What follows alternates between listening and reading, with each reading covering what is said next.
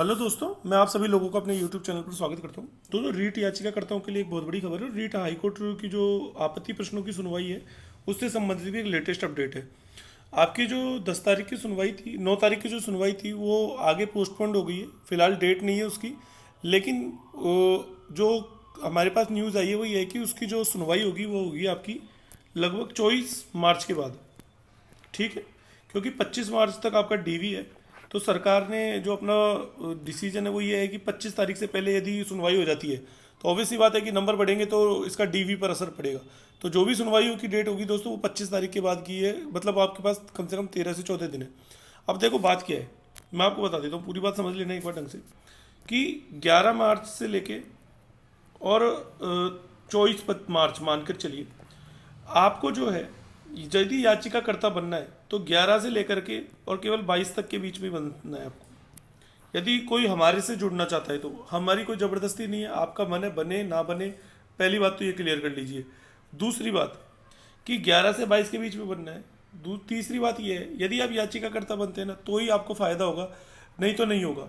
अभी तो फिलहाल केस यहाँ तक पहुँच गया है कि जिन्होंने आपत्ति लगाई थी क्या उन्हीं को ही फ़ायदा होगा। तो दोस्तों इस पर भी अभी सुप्रीम कोर्ट में हाई कोर्ट का निर्णय है, लेकिन हमने ये किया है इसके अंदर, यदि ऐसा निर्णय आता है कि केवल जिन्होंने आपत्ति लगाई थी उन्हीं को ही लाभ मिलेगा तो हम अदर जितने भी कोर्ट के डिसीजन आए हैं पिछली परीक्षाओं के, तो उसमें सभी याचिकाकर्ताओं को लाभ हुआ, चाहे जिसने आपत्ति लगाई हो चाहे नहीं लगाई हो। तो हमको उसके खिलाफ जाकर के केस लड़ेंगे और हम आप लोगों से एक भी पैसा नहीं लेंगे। अब फिलहाल ये बात आती है अगली। देखियो, एक तो मैंने आपको इंपॉर्टेंट चीज़ें बता दी। एक तो आपकी रीट याचिका की जो सुनवाई है वो कब तक होगी, एक अगली सुनवाई कब होगी, और एक याचिकाकर्ता आपको बनना चाहिए नहीं बनना चाहिए। दोस्तों देखो, कट ऑफ आपके सामने है, सब कुछ आपके सामने है, आप लोगों के पास टाइम है। फाइनल कट ऑफ जो होगी दोस्तों आपकी होगी लगभग अप्रैल के फर्स्ट वीक में जारी होगी, और हो सकता है तब तक सुनवाई हो जाए। तो तब तक यदि सुनवाई हो गई और आप याचिकाकर्ता नहीं बने ना, तो एक बात ध्यान रखना, सुनवाई होने के बाद यदि आप याचिकाकर्ता बनते हैं, जो भी होता है, तो आपको इसको केस की फाइल लेकर के अलग से केस लड़ना पड़ेगा पूरा। अभी तो सबके साथ कंबाइंड हो जाएगा। तो एक चीज़ तो ये समझ लेना। अब परिणाम रुकेगा या नहीं रुकेगा, तो दोस्तों परिणाम नहीं रुकना चाहिए। जिनके नंबर ऑलरेडी कट ऑफ से ऊपर है, यदि उनका सिलेक्शन हो जाता है तो नहीं रुकेगा। और जिन लोगों का सिलेक्शन मतलब मान लो कट ऑफ के अंदर नहीं आता है, लेकिन याचिका लगाने के बाद उनके नंबर बढ़ जाते हैं, तो उन लोगों का क्या होगा कि जब पहली गुना की लिस्ट जारी हो जाएगी एक बार, तो जितने बच्चे बचेंगे यदि सारे ज्वाइन कर लेते हैं तो सरकार एक्स्ट्रा वैकेंसीज ऐड करके आपको जॉब देगी। ये तय बात है, चाहे जितने भी हो, चाहे 2,000 ऐड करनी पड़े, चाहे 3,000 ऐड करनी पड़े, लेकिन हमेशा सीटें बचती है, बैकलॉग की रहती है हमेशा, तो उनसे आपको फिल कर देगी। तो ये बात आपको समझ में आ गई होगी अच्छे से। कब तक आप याचिका लगा सकते हैं मैंने आपको बता दिया, 11 मार्च से लेकर 22 मार्च। क्योंकि क्या होता है दोस्तों, देखो आज आपने किसी ने भी पैसे दिए तो 48 घंटे हमें अपडेट करने के लिए चाहिए होता है। 48 घंटे के बाद यदि आपका नाम नहीं आए तो फिर आप बात करना। अब इंपॉर्टेंट जो बात आती है वो ये आती है कि मेरा और अनिकेत सर का क्या रोल रहेगा। एक्चुअली में क्या है कि आपको पता है कि अनिकेत सर के 117 नंबर के आसपास हैं, एसटी कैटेगरी है उनकी, और मेरे जो है वो 126 हैं, और हम दोनों का कोर्ट में केस लगा हुआ है। अनिकेत सर के भी 2-3 नंबर बढ़ेंगे और मेरे कम से कम 4 नंबर बढ़ेंगे, इतना मुझे विश्वास है, 3 से 4 नंबर बढ़ेंगे। तो इस केस के अंदर जो हमारा रोल रहा है ना, वो केवल एक याचिकाकर्ता के रूप में रहा है। हम जो है यहाँ पर पेटिशनर के रूप में हैं।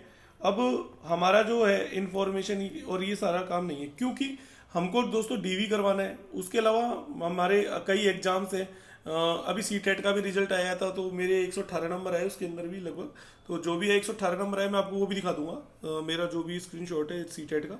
और क्या बोलते हैं, अनिकेत सर का भी क्लियर हो गया जो भी है। तो हम लोग क्या है कि अब थोड़ा अपनी पढ़ाई पर फोकस करेंगे, क्योंकि एक्चुअली में क्या है कि हम बनने तो याचिका करता ही गए थे, लेकिन काफ़ी चीज़ें डिस्कस होने के बाद फिर हमने सोचा कि चलो कोई बात नहीं, और भी बच्चे यदि किसी प्रॉब्लम सबको है जिनके नंबर बढ़ने चाहिए, तो हमने उस हिसाब से काम किया। हमने कोई हमारी बेईमानी नहीं की, हमारी ईमानदारी नहीं की, मतलब एक तरीके से हमने कोई बेईमानी नहीं की हमारे। और हमें ये बात एक्सप्लेन करने की जरूरत नहीं है बिल्कुल भी।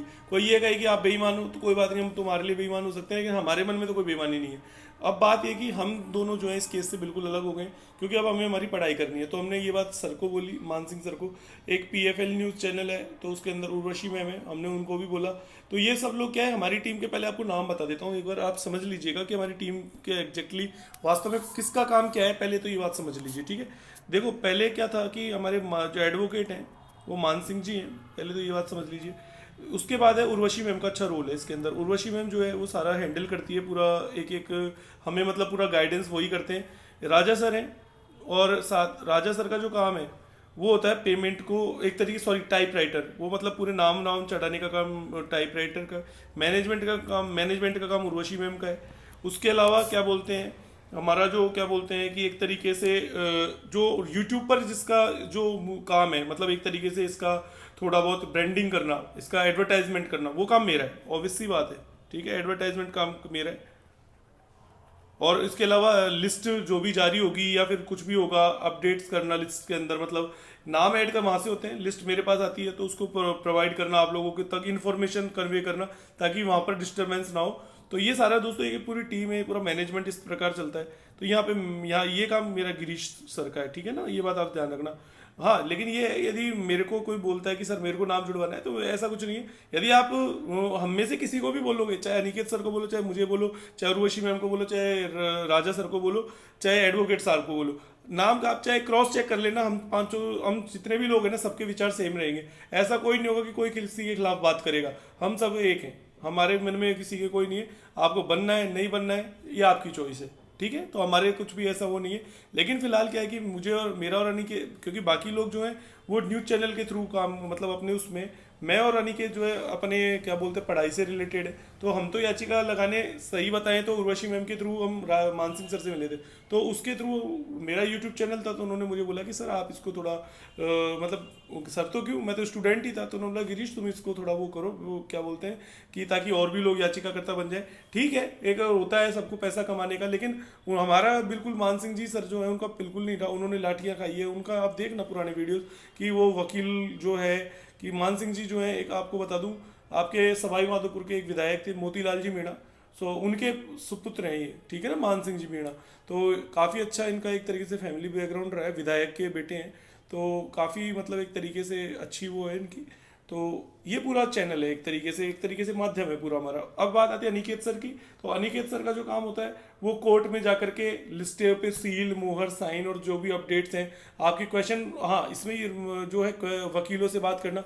एक एडवोकेट मान सिंह जी तो क्या है कि देखो मैं आपको बताऊँ, वो क्राइम से रिलेटेड है, तो वो क्या एजुकेशन से संबंधित नहीं है। लेकिन उन लोगों, हमारे कहने पर सर ने जो है 5 वकील हायर करवाए। एक मैं आपको दर्शन जी हैं, दर्शन जी वर्मा, ये हमारे इसके अंदर एक वकील है, ये 2-3 वकील और किए हैं हमने। तो इसके अंदर क्या है कि पूरा है वो एक चैनल है, ठीक है। तो अब इसके अंदर और भी चीज़ें बता देता हूँ, केस नंबर और इस नंबर, वो सारी चीज़ें मैं आपको, और ऑनलाइन नाम जो है वो मैं आपको कल शो कर दूंगा। क्योंकि अभी क्या है कि हमारे पास 14 फरवरी तक जिन लोगों के नाम थे वो ऐड हो चुके हैं ऑनलाइन। अभी क्या है 4 मार्च तक के जिनके नाम है वो ऑनलाइन ऐड होना बाकी है, बाकी सारे ऐड हो चुके हैं, ठीक है ना। तो वो एक साथ मेरे को अनिकेत जी से बात हुई, तो उन्होंने बोला 13 तारीख को हम शो कर देंगे जो भी चीज़ होगी, ये वाली बात है। तो फिलहाल अब आपको देखो दोस्तों क्या करना है, तो मैंने आपको पूरा समझा दिया। एक पंकज सर भी हैं आपके, ठीक है। तो पंकज सर आपके जो आकाश सर है, देखो आपको जो पेमेंट करनी है वो आकाश सर को करनी है, ठीक है। और पंकज सर से आपको क्या बोलते हैं, क्वेरी के लिए आप पंकज सर और लेखराज सर इनसे बात कर सकते हैं। अब दोस्तों एक चीज़ मैं बता देता हूँ, देखो हमारे पास याचिकाकर्ता का काम है एक तरीके से कि पेटिशनर का मतलब केस से संबंधित काम है। उसके अलावा कट ऑफ वट ऑफ ये सब हमारा काम नहीं है, आप इसके बारे में ना डिस्कस करें। डॉक्यूमेंट वेरिफिकेशन से रिलेटेड आप इन लोगों से कोई डिस्कस नहीं करेगा, इन लोगों से केवल याचिका के बारे में डिस्कस होगा। अब मैं बताता हूँ वो भी कैसे होगा। जो लोग याचिका लगाएंगे, पेमेंट कर देंगे आकाश सर के पास, वही लोग इन लोगों से बात करेंगे। उसके अलावा आप लोग किसी भी प्रकार की फालतू बात नहीं करेंगे।